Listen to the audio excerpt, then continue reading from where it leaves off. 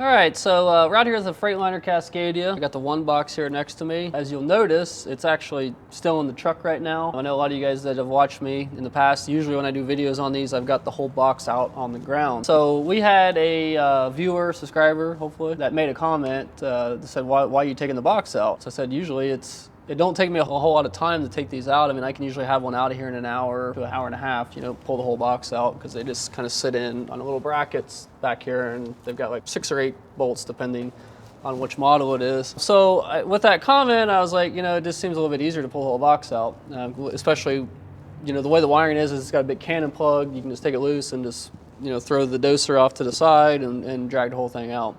And because usually I send these out to get clean, so it just makes sense. This unit here, we're just putting new DPFs in it. You know, they're out. They go right here. They're out right now. So if you want to see those, you can check out some of the older videos. So with that comment, I was like, I'm going to go ahead and try it because I've never done it. Pull the DPFs out with the one box still in the truck here. So I did it this time, and I think I'm going to continue to pull the whole boxes out.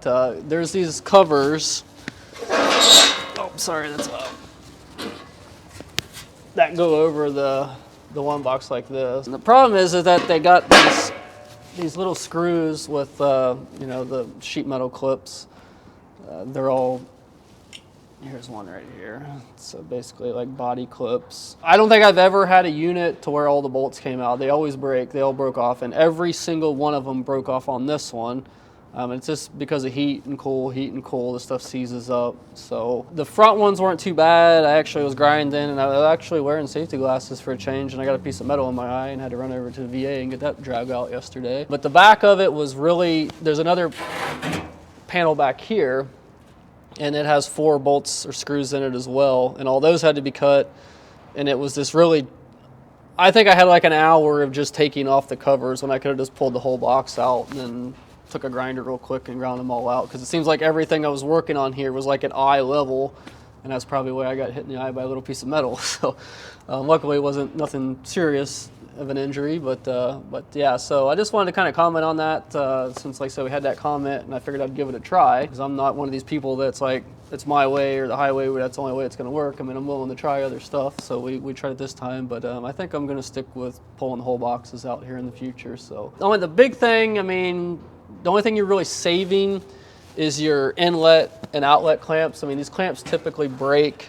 They're a 5-inch clamp, I believe, and there's a little gasket on them. They're not too expensive. They're like 20 bucks a piece. So if you don't pull the whole box out, I mean, you're obviously saving, you know, maybe $80, 80, 100 bucks worth of clamps and gaskets. It'd be real savings. But I think it's a little bit easier just to get to everything. I got a feeling it's going to be a nightmare to put the DPFs back in here to get the clamps and everything lined up, because it is a really tight fit. You can't get on the other side of it, because that's usually how I put them in, is I'll get on the other side and I'll you know, stick a little pry bar up in there to hold the DPF in, then tighten up the clamps and everything. But it's going to be a little bit trickier with it back in the truck like that. You can take this panel off here, which I probably will take this off. You know, there's a couple 10mm head screws that go in there, so I'll probably pull that off once we go to put the DPFs back in. But anyways, like I said, just a little info for you. So that's pretty much it for this one, guys. I mean, I guess stuff like this, it just all comes, I mean, there may be a right or wrong way, but I mean, it really comes down, a lot of stuff, in my opinion, just comes down to your preference, what's easier for you. But I'm always, like I said, I get somebody throws a tip or something, I'm always willing to try it out. So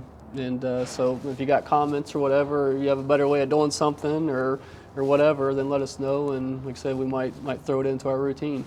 So thanks for watching, guys. Subscribe if you haven't already, hit the bell for the updates, and like the video. So we'll see you next time.